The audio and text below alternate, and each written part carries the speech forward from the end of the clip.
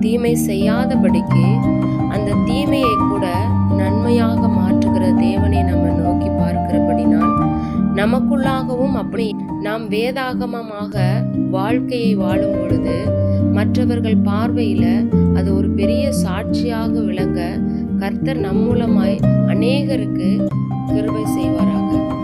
நாம் படிக்கிற வேதாகமமாக நம்மையே நாமே மாற்றிக்கொள்ளும் உள்ளங்கள் நமக்குள்ளாய் காணப்பட நாம் கர்த்தரை நோக்கி பார்ப்போமாக. ஆமேன்.